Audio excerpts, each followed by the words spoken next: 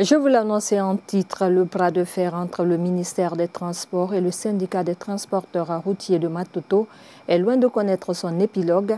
Dans une lettre adressée au mouvement syndical, les autorités exigent aux transporteurs de libérer l'ancien magasin de Sogiko, sis à Imbaya-Bougie, de la commune de Matoto.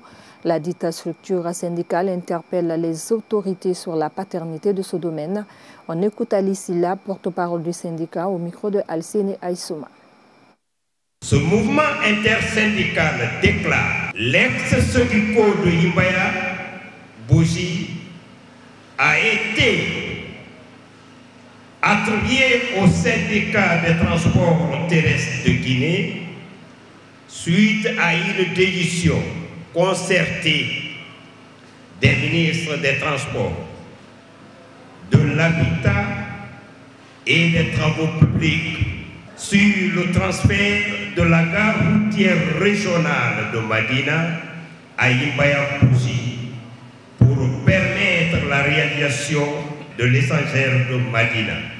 Nous informons le CNRD et son président, le colonel Mamadi Doumbouya, que la seule gare routière régionale de Grand Conakry est la gare routière de Imbaya-Bougie.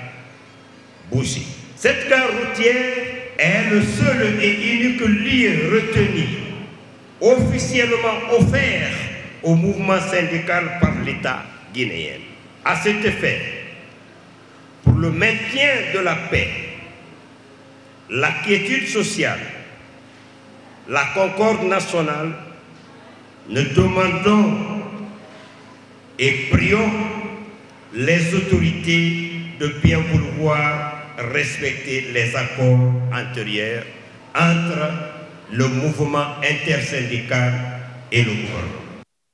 Et cependant, les structures syndicales du transport routier de Guinée continuent à remercier et encourager le gouvernement de la transition pour les efforts fournis afin de doter le pays du carburant après l'incendie du dépotoir d'hydrocarbures de Kaloum.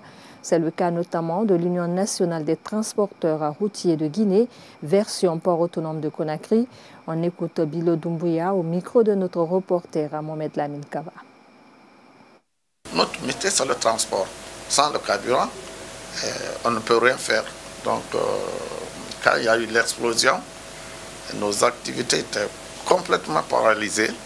Donc, mais avec l'effort que le gouvernement a fourni, en sa tête le président, le colonel Mamadi Doumbouya, ça nous a vraiment surpris parce qu'en un temps record, en moins de 2 semaines, le problème a été résolu.